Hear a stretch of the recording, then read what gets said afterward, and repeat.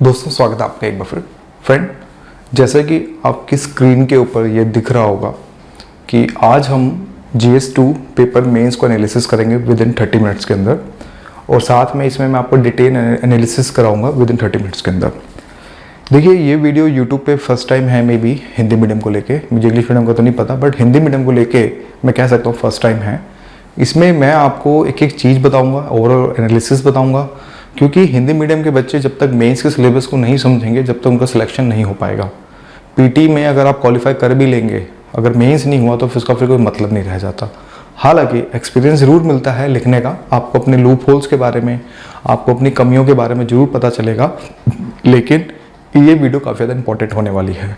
तो मैं यहाँ पे बहुत साइलेंटली, बहुत आराम से, धैर्य के साथ बात करूँगा, क्योंकि मुझे चिल्लाना पसंद नहीं है। बहुत पीसफुल आदमी हूँ, तो उस कंडीशन में आप भी बिल्कुल धैर्य के साथ सुनिएगा। डेफिनेटली एक एक मिनट आपके लिए बहुत ज़्यादा इंपॉर्टेंट, मतलब इसमें एक एक मिनट में मैं आपको सारी चीज़ें मैं आपको डिटेल में बताता रहूँगा। तो चलिए फिर शुरू करते हैं। देखिए, हम पहले थोड़ा सा बैकग्राउंड जर्नी पे आते हैं। बैकग्राउंड जर्नी में ये था हमारी तरफ से कि हमने जब लास्ट टाइम हमने बात करी थी, यानी कि GS1 की अगर हमने बात करी थी, तो हमें ये पता चला था कि GS1 में हमें ये पता चला था कि देखिए, हमने लास्ट वीडियो में GS1 को कवर किया था अच्छे से। आज हम GS पेपर 2 को कवर करेंगे, जिसका जो बेसिकली जो मार्क्स है वो 250 मार्क्स का आता है। आपको पता होगा इंग्लिश का पेपर जो बेसिकली हिंदी मीडियम के लिए फास्ट बनी हुई है गले की, तो उसमें आपको पता होगा कि 25% यानी कि 75 मार्क्स आपको लाने मैंडेटरी होते हैं। तो उसके लिए मैंने आपको इंग्लिश के लिए भी मैंने आपको इससे पहले वाली वीडियो में बता दिया था। ये हमारी एक सीरीज़ चल रही है, उस सीरीज़ का ये 3rd पार्ट या आई थिंक 4th पार्ट ये हमारी तरफ से चल रहा है। तो ओवरऑल एनालिसिस यहाँ पे ये कहता है, पहले अगर हम GS पेपर 2 के सिलेबस को अगर हम तोड़ें थोड़ा सा, अगर हम GS पेपर 2 को अगर हम तोड़ें, तो हमें यहाँ पे ये पता चलता है कि देखो मोटा मोटा कैसे संविधान से आता है, ठीक है। दूसरा हमारा टॉपिक गवर्नर से आता है, गवर्नेंस, ठीक है। तीसरा हमारा टॉपिक अगर हम बात करें तो इसमें आपका शिक्षा हो गया। यहाँ पे चौथा आपका स्वास्थ्य हो गया, जो आज के समय कोरोना के टाइम में बहुत ज़्यादा इंपॉर्टेंट है। पांचवा टॉपिक आपका अगर हम बात करें IR आता है। पांचवा टॉपिक बेसिकली आपका IR आता है। तो कहने का मतलब ये कि मोटा मोटा अगर हम देखें, थोड़ा सा मोटा मोटा अगर हम ओवरऑल मतलब पूरा एनालिसिस करें, तो इन 5 में ही ये GS पेपर 2 हमें जो है देखने को मिलता है। संविधान में सब कुछ आ गया, मतलब आप ये समझ लें कि लक्ष्मीकांत की पूरी बुक आ गई, गवर्नेंस आ गया, साथ में आपका शिक्षा आ गया, स्वास्थ्य आ गया, IR आ गया। एक अगर आप देखें तो इसमें एक सिविल सर्विस आ गया, सिविल सर्विस रिलेटेड आ गया। अगर थोड़ा और डेप्थ में चले तो आपका कंपेयर कॉन्स्टिट्यूशन आ गया, कंपेयर जो हमारी संवैधानिक योजनाएं होती हैं उसको अन्य देशों के साथ कंपेयर करना। तो ये भी कुछ छुटपुट टॉपिक हैं। NGO है, SSG है, वो एक अलग चीज़ है, बट मोटा मोटा आप ये मान के चलें कि आपको बेसिकली इस 5 ये ज़्यादा सबसे ज़्यादा जो हमें इंपॉर्टेंट हमें जो देखने को मिलते हैं। तो अगर हम सिलेबस को एनालिसिस करें तो हमें ये पता चलता है GS पेपर 2 में 20 टॉपिक्स होते हैं, और हमारे GS पेपर 2 में जो क्वेश्चंस भी आते हैं वो 20 के आसपास ही आते हैं। तो जब 20 क्वेश्चंस आते हैं, ध्यान से समझना, जब 20 क्वेश्चंस आते हैं तो यानी कि आप किसी भी एक सेक्शन को छोड़ नहीं सकते हो GS पेपर 2 में। और the most important challenging part ये है कि स्टैटिक के साथ साथ मैक्सिमम आपका मान के चलो 85 to 90% पेपर आपका करंट अफेयर पे होता है। ये होगी ओवरऑल थ्योरी, यानी कि हमें ये चीज़ पता चला कि 5 से 6 सेक्शंस होते हैं। ये मोटा मोटा मैंने बताया अपनी तरफ से। हमें ये पता चला इसमें 20 क्वेश्चंस आते हैं, आपको 3 घंटे में लिखने होते हैं, करीब 4 से 4.5-5 शब्द लिखने होते हैं। साथ में इसमें ये भी पता चला कि इसमें 85 to 90% जो पेपर होता है, जो क्वेश्चंस आते हैं वो करंट अफेयर ओरिएंटेड आते हैं। Concept clear. इसके बाद एक एवरेज जो मार्किंग आती है हिंदी मीडियम को लेके, आप ये मान के चले इसमें 100 पर क्वेश्चन मार्क्स मतलब 100 के अंदर ही रहते हैं। इक्का दुक्का हो सकता है किसी 110 आ जाए, 105 आ जाए, वो एक अलग कहानी है। लेकिन मैक्सिमम हिंदी मीडियम के जो मार्क्स होते हैं इसमें आप ऐसे मान के चलें कि 100 के अंडर ही रहते हैं। चाहे आप कितना भी पढ़ लें, कितने भी कोचिंग नोट्स पढ़ लें, चाहे आपकी कितनी आंसर राइटिंग अच्छी हो, एक ओवरऑल यही पता चलता है कि 100 के अंदर ही मैक्सिमम रेंज रहती है हिंदी मीडियम की। जो मेंस लिखते हैं उनकी ये रेंज रहती है। तो ये भी चीज़ आपके दिमाग में सेट होनी बहुत ज़रूरी है कि 250 में से GS2 में मैक्सिमम अगर देखा जाए ट्रेंड के हिसाब से 100 मार्क्स के आसपास, वैसे 90 होते हैं, 97 होते हैं, 96 होते हैं, 85 होते हैं, 84 होते हैं। ये एक अलग कहानी कि आपका कंटेंट कितना स्ट्रांग है। तो आपको टू द पॉइंट आंसर्स लिखने होंगे अगर आपको मतलब क्वालिफाई करना है।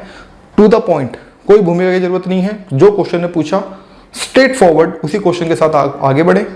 प्रोज लिखें, नकारात्मक सकारात्मक लिखें, प्रभाव लिखें, कंक्लूजन दें, एग्जिट कर जाएं, दैट्स इट। यानी भूमिका नहीं लिखनी, क्योंकि यहाँ पे आपको भी अगर आपको क्वालिफाई करना है एग्जाम, तो आपको यहाँ पे इंजीनियरिंग लेवल के हिसाब से सोचना पड़ेगा कि जैसे एक इंजीनियर जो होते हैं वो बहुत चालाक होते हैं, तेज तर्रार होते हैं, they know how to use the shortcuts. Even अगर आप इनके नोट्स भी बनाएंगे, मैं आपसे रिक्वेस्ट करता हूं नोट्स को लैंग्वेज में ना लिखें, शॉर्टकट लिखें। लाइक अगर मान लो 1000 शब्द आप लिख रहे हैं, तो उसको नोट्स में अगर आपने लिखना है तो उसको ज़्यादा से ज़्यादा 25 से 30 वर्ड या 40 वर्ड में आपका वो नोट्स तैयार हो जाना चाहिए। ये कला है, इसको आपको सीखनी पड़ेगी। हो सकता है एक दिन में ना सीखें, एक महीने में ना सीखें, but it will take time little bit. Maybe 3 से 4 महीने में आप नोट्स बनाना परफेक्ट हो जाएंगे। और जब भी आप इन चीज़ों के नोट्स पढ़ें तो स्टार्टिंग में नोट्स बनाने की कोई ज़रूरत नहीं है। पहले आप इन टॉपिक्स को अच्छे से पढ़ें, लाइक 2 से 3 बार 4 बार कोई भी एक टॉपिक उठाते हैं तो उसको 2 से 3 बार 4 बार पढ़ें, अंडरलाइन करें, चीज़ों को समझें और अकॉर्डिंग टू द सिलेबस चलें। जब भी मैं यहाँ पे डिस्कशन करा रहा हूँ तो अकॉर्डिंग टू द सिलेबस चलेंगे, जब भी जाके आपको जो है मजा आएगा। चलिए ठीक है, चलिए देखिए, यानी कि इस पेपर का पेपर 2 का नाम होता है भाई शासन व्यवस्था, संविधान, शासन प्रणाली, सामाजिक न्याय, अंतर्राष्ट्रीय संबंध। ये एक मतलब ओवरऑल अगर हम बात करें तो ये मोटा मोटा हमें जो है चीज़ें जो हमें देखने को यहाँ पे इसमें मिलती हैं। तो पहला जो टॉपिक है इसमें, पहला टॉपिक देखो बेसिकली ये है, इसको मैंने इसमें यहाँ पे सब टॉपिक में डिवाइड किया है, कोई कंफ्यूजन मत होना। ये चीज़ें और ये चीज़ें सेम है, ठीक है। तो ये चीज़ आपने याद रखनी है, ठीक है। तो पहला टॉपिक है भारतीय संविधान, यानी कि भारतीय संविधान के अंदर ये आ गया, विकास आ गया, विशेषताएं आ गई, संशोधन आ गए, महत्वपूर्ण प्रावधान और बुनियादी संरचना आ गई। अब इसको थोड़ा तोड़ते हैं, यानी कि हमें पता चल गया ऐतिहासिक आधार। ऐतिहासिक आधार में क्या होता है भाई? भाई 1861 से लेके 1947 तक जो भी हमारे अमेंडमेंट्स हुए, जो भी चीजें प्रोसेस चली, वो सारा आ गया इसके अंदर। ऐतिहासिक आधार में यही हुआ ना, 1861 से लेके, या फिर आप ये भी बोल सकते हो मतलब मोटा मोटा 1861 से आप जो है चीजें लेके चलें तो यहां से लेके 1947 तक हो गए। या फिर कुछ बच्चे अगर और ज्यादा मतलब पीछे जाना चाहते हैं तो वही स्टार्टिंग के जो संशोधन 73 से जब स्टार्ट हुआ था तो वहां से भी आप लेके सकते हो। ये ऑलरेडी लक्ष्मीकांत के चैप्टर 1 में गिवन है। जब आप चैप्टर नंबर 1 पढ़ेंगे और चैप्टर नंबर 2 भी पढ़ेंगे तो ये सारा ऐतिहासिक आधार पे ही होता है, यानी कि चैप्टर 1 और चैप्टर 2 यही टॉपिक है, ऐतिहासिक आधार, विकास, ठीक है। विशेषताएं पे आते हैं भारतीय संविधान की। ये है आपका संविधान की विशेषताएं, संविधान की विशेषताएं। तो ये चैप्टर नंबर आई थिंक आपका चैप्टर नंबर 3 होगा लक्ष्मीकांत का, ठीक है। अब आता है संशोधन। अब देखो संशोधन जो अभी तक हुए, जो लक्ष्मीकांत में गिवन है 97 तक आई थिंक गिवन है, तो उसके बाद जो भी अब यहां पर आपका स्टैटिक तो है ही, ये आपका स्टैटिक तो है ही, साथ में अब आपको डायनामिक पोर्शन भी देखना पड़ेगा। स्टैटिक तो है ही लेकिन आपको डायनामिक पोर्शन देखना पड़ेगा। कहने का मतलब यहां पे ये है दोस्तों कि जो भी आज तक, जब भी आप मान लो 2022 का अगर आप एग्जाम दे रहे हैं, 2022 से 2023 से 2024 का जो भी एग्जाम दे रहे हैं, जो भी मेंस है, मान लो आपको फॉर एग्जांपल मान लो सितंबर में मेंस होगा, चाहे 22 दे रहे हो, 23 दे रहे हो, 24 दे रहे हो, 25 दे रहे हो, तो एट लीस्ट आपको जुलाई तक, अगर 2022 में दे रहे हो 2022 के जुलाई तक, आप समझ रहे हैं, मतलब जुलाई तक का सारा करंट अफेयर आप रखें। 2023 में अगर एग्जाम दे रहे हैं, अगर सितंबर में एग्जाम है तो उससे 2 महीने पहले तक का जो भी करंट के आपके अमेंडमेंट्स होंगे, जो भी संशोधन होंगे जिसपे भसड़ मस्ती रहती है, आपने देखा होगा एनआरसी हो गया, सीसीए हो गया, कितना बवाल मचा था दिल्ली के मतलब पूरा ऑल ओवर इंडिया में। तो उसी कंडीशन में इन ऐसे संशोधनों पे आपकी पैनी नजर होनी चाहिए। द मोस्ट इंपोर्टेंट पार्ट इसमें यहाँ पे ये पता चलता है कि यहाँ पर आपका एक नेगेटिव अप्रोच के ऊपर ज्यादा भागना है। नेगेटिव अप्रोच मतलब ये नहीं, आंसर में नेगेटिव अप्रोच नहीं, इनके क्रिटिकल एस्पेक्ट्स के ऊपर ज्यादा भागना है। क्योंकि अगर आप यूपीएससी का पेपर उठाएं तो आपको ये चीजें समझ आएंगी, यूपीएससी विशेषता नहीं पूछता, पूछेगा तो सिर्फ आर्ट एंड कल्चर को पूछेगा और कहीं नहीं। यहां पर मुद्दे पे बात करेगा, क्रिटिकल एस्पेक्ट्स पे बात करेगा, तो उन पे आपने ज्यादा नजर बना के रखनी। यानी कि कुल मिला के अगर आप कोई भी पॉइंट उठाएं तो कम से कम 6 से 7 पॉइंट हर एक टॉपिक के तैयार कर लें, करंट अफेयर्स में या फिर स्टैटिक में भी। आप 6 से कम मिनिमम 6 से 7 टॉपिक्स आपको जो है करंट अफेयर्स में तैयार करने होंगे। उसके प्रोस मतलब कि उसके सकारात्मक नकारात्मक दोनों 7-7 पॉइंट लिख लो, इससे ज्यादा नहीं लिखना, लिखने की जरूरत भी नहीं, किसी दिन पता चले 12-13 क्वेश्चन याद ही नहीं रहेंगे। 6 से 7, साथ में सुझाव और अपना एक प्रॉपर कंक्लूजन और एग्जिट, दैट्स इट। तो ये हो गया महत्वपूर्ण प्रावधान। अब देखो संशोधन हो गया, महत्वपूर्ण प्रावधान। अब देखो यार ये जो स्टेटमेंट है ना बड़ी ही अस्पष्ट है। अब महत्वपूर्ण प्रावधान क्या, उनसे प्रावधान, अब आपको सोचना पड़ेगा कौन कौन से प्रावधान इसमें आते हैं। ठीक है, तो महत्वपूर्ण आर्टिकल्स हो गए, वो महत्वपूर्ण प्रावधान में अगर फंडामेंटल राइट भी आता है, अगर बात करें तो और भी चीजें आती है। तो इन ऐसी चीजों पे आपको जो चीजों को, फिर बुनियादी संरचना, केशवानंद भारती वाला केस यहाँ पे आपको पता है, बुनियादी संरचना को हम चेंज नहीं कर सकते। हालांकि बुनियादी संरचना क्या है ये अभी कोर्ट सुप्रीम कोर्ट के द्वारा इस चीज को स्पष्ट नहीं किया गया है, राइट। तो उस कंडीशन के अंदर यहां पर देखा जाए तो मोटा मोटा अगर मैं बात करूं, मोटा मोटा तो चैप्टर नंबर लक्ष्मीकांत का चैप्टर नंबर 1 से लेके चैप्टर नंबर 10 तक के सारे पार्ट इसमें आ जाते हैं। लेकिन according to the current affair भी चलना है आपने, यानी कि आपने पहले एक बार स्टैटिक पढ़ लिया अच्छे से, फिर उसके बाद आप इसको करंट अफेयर में आप अच्छे से जो आप ऐड कर लें। ठीक है, नेक्स्ट चलते हैं। नेक्स्ट आता है आपका, देखो वही सेम टॉपिक है, उसी को मैंने नीचे तोड़ के लिखा है। ठीक है, ये बोलता है संघ और राज्यों के कार्य तथा उत्तरदायित्व। अब देखो लाइक संघ और राज्यों के कार्य, थोड़ा सा देखिएगा कि संघ और राज्यों के कार्य का मतलब यहाँ पे ये हुआ, और तथा इनके उत्तरदायित्व। इसका मतलब यहाँ पे ये होता है कि जो हमारा सेंट्रल स्टेट का जो रिलेशनशिप है लक्ष्मीकांत के अंदर, एक तो आपने वो पढ़ना है बेसिक के तौर पे। हाँ, एक तो ये हो गया कि संघ और राज्यों के कार्य तथा उत्तरदायित्व हो गया। एक तो सेंट्रल स्टेट वाला रिलेशनशिप जो आपका चैप्टर नंबर आई थिंक 14-15 होगा, आई थिंक मेरे हिसाब से आई थिंक 14-15 होगा, आई एम नॉट श्योर नए के हिसाब से, लेकिन हाँ 14-15 होगा। तो वो टॉपिक पढ़ना है। फिर साथ में इसमें करंट अफेयर से रिलेटेड जो भी आपका एक साल का करंट अफेयर आ रहा है, और जो भी इसमें संघ और राज्यों की बात करी जा रही है, भसड़ कहां मच रही है जीएसटी को लेके। संघ और राज्यों की अगर हम बात करें तो भसड़ कहां है हमारे जीएसटी को, बेसिकली रिवेन्यू शेयर पे ज्यादा होता है, स्वतंत्रता के ऊपर बात ज्यादा उठती है इसके ऊपर। अगर हम इनके मुद्दों की भी बात करें तो हमें ये पता चलता है कि स्वतंत्रता के ऊपर ज्यादा बात होती है, जीएसटी पे लेके ज्यादा बात होती है, क्योंकि स्वतंत्रता भाई कभी कभी क्या होता है केंद्र ज्यादा हैवी हो जाती है राज्यों पे, साथ में राज्यों को रिवेन्यू शेयर ज्यादा नहीं मिलता है, तो उस पे लेके इन्हीं दो एस्पेक्ट्स पे आपको ज्यादा फोकस करना है, एक स्वतंत्रता और साथ में एक आपका रिवेन्यू पोर्शन, इन दो पे आपको ज्यादा फोकस करना है। को क्वेश्चन जो यहां से निकलेंगे बेसिकली जीएस2 में यहीं से निकलेंगे, इसी टॉपिक में से अगर मैं बात करूं तो इसी में से निकलेंगे। ठीक है, संघीय ढांचे से संबंधित विषय व चुनौतियां। संघीय ढांचे से संबंधित विषय, अब जो भी करंट अफेयर में आ रहा है, आप लक्ष्मीकांत पढ़ रहे हैं दैट्स फाइन, कि आप उसमें सेंट्रल स्टेट पढ़ रहे हैं, वो पढ़ रहे हैं, ठीक है, इसमें इमरजेंसी प्रोविजंस भी पढ़ रहे हैं, क्योंकि संघीय ढांचा क्या तो है वो एक तरह से इमरजेंसी प्रोविजंस। जो आपका जो राज्यपाल वाला जो चीज है वो क्या है, वो बेसिकली क्या है, संघीय ढांचे से रिलेटेड ही है वो भी कहीं ना कहीं, उससे उसकी चुनौतियां, जो क्रिटिकल इश्यूज आ रहे हैं, जो चीजें आ रही हैं, वो आपको इसके अंदर समाहित करनी पड़ेंगी। और इसमें द मोस्ट इंपोर्टेंट पॉइंट ये है कि इसमें आपको दोस्तों सीए करंट अफेयर को लेकर थोड़ा सा ज्यादा फोकस करना पड़ेगा।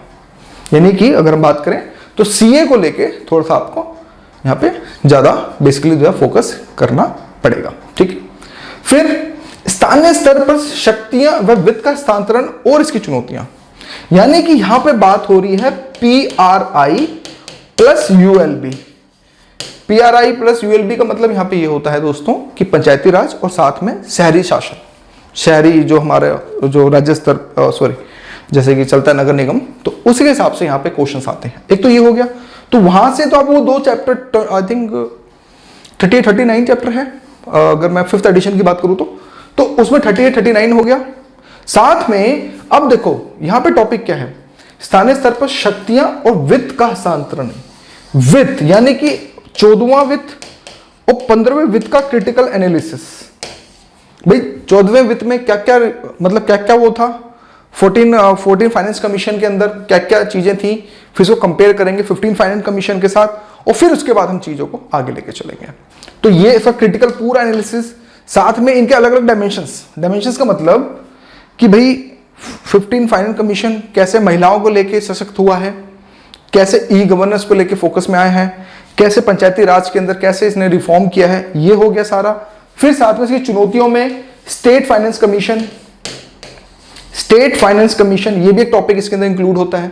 तो कहने का मतलब ये है, अगर मैं बात करूं तो इसमें हमें 4 से 5 टॉपिक्स के ऊपर सबसे ज्यादा फोकस करना होता है। देखो कैसे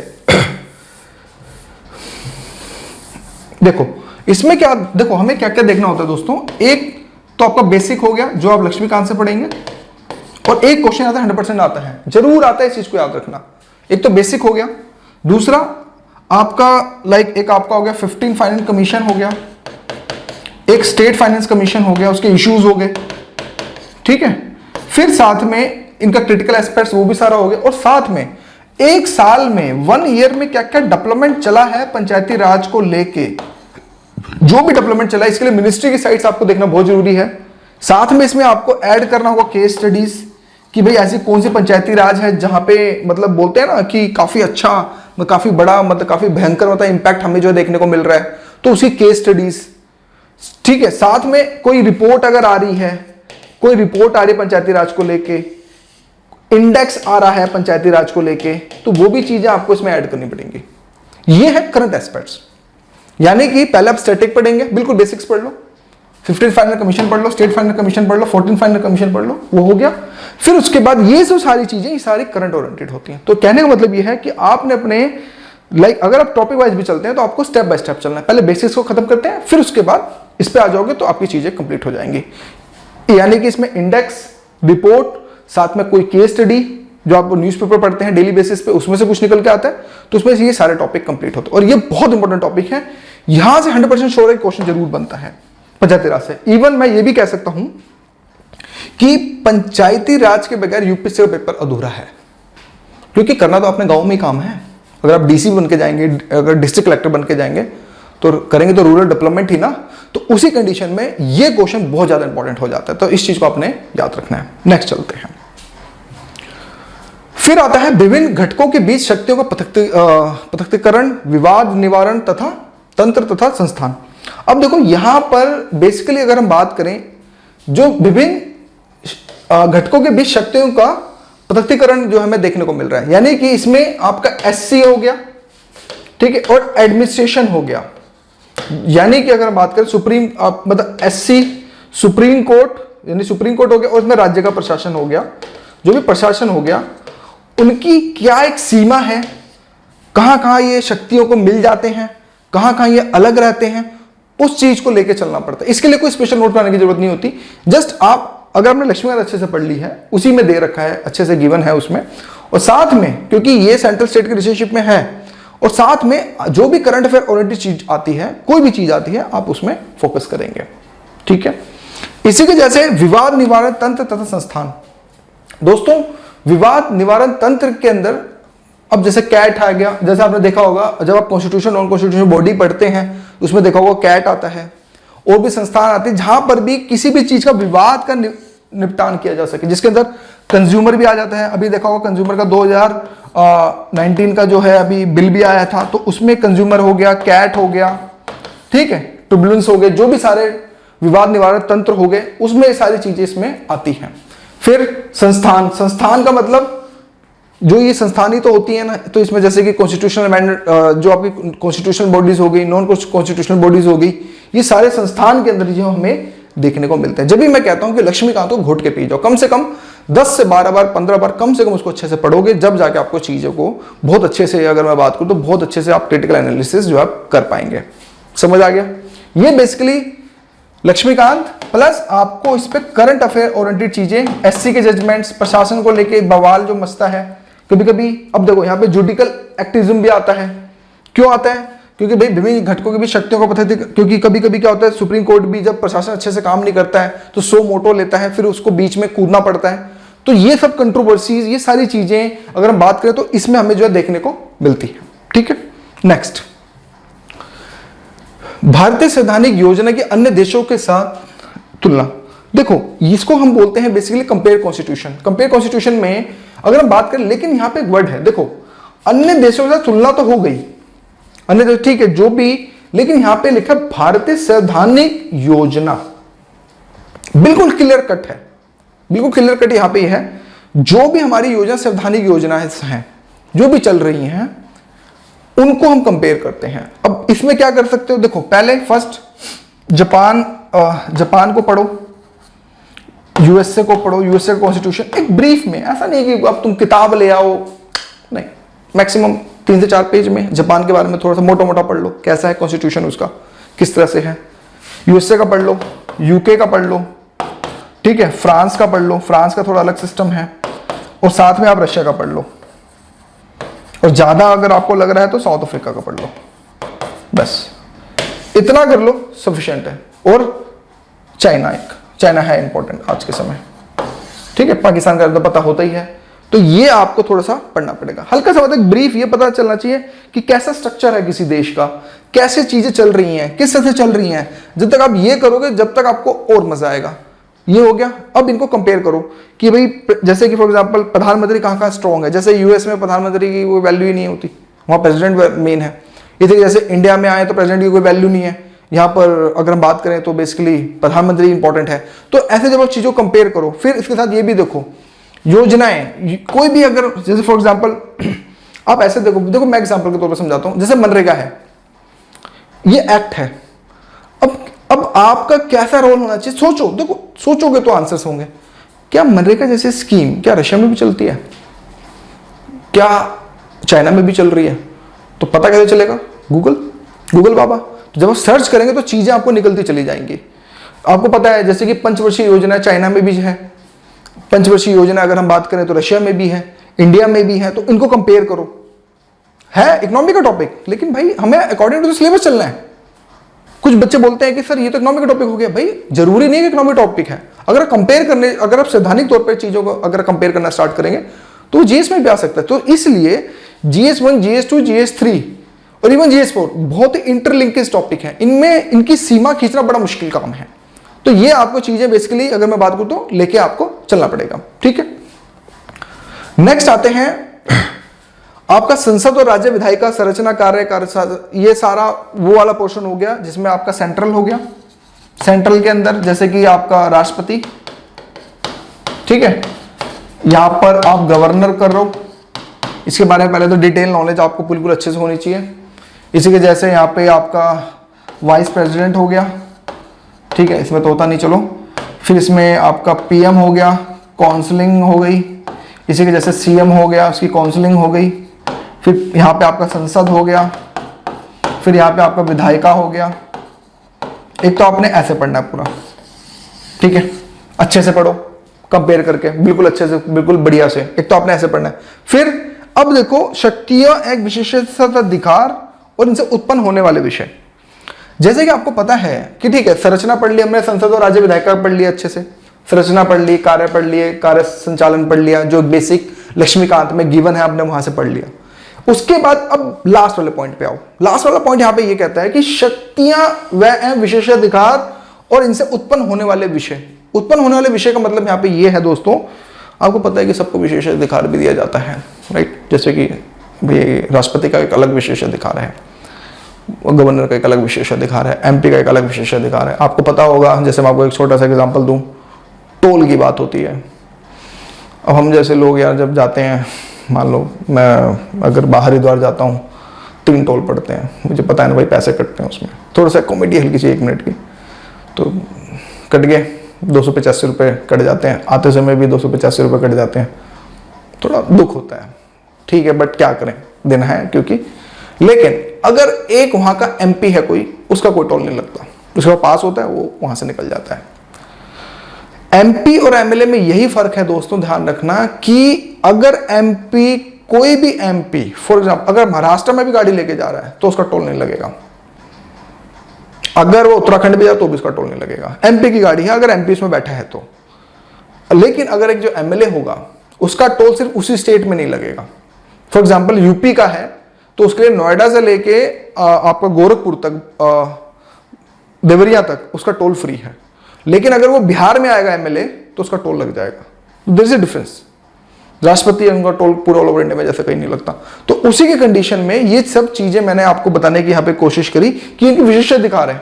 अब इससे उत्पन्न होने वाले मुद्दे, जो भी मुद्दे आप एज ए करंट अफेयर में देखेंगे, वैसे लक्ष्मीकांत में काफी कुछ चीजें गिवन है, लेकिन उसके बाद भी अगर आप कोई मतलब मुद्दे आते हैं तो उनको आपको करंट अफेयर में यहाँ पे बिल्कुल आपको उठाना पड़ेगा।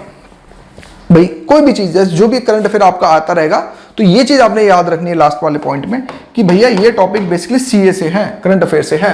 तो करंट अफेयर का आपको टॉपिक इसमें इंक्लूड आपको जो है करना पड़ेगा। 1 मिनट में जरा वीडियो को स्टॉप करके दोबारा ऑन करना पड़ेगा क्योंकि टाइमिंग ज्यादा हो रही है।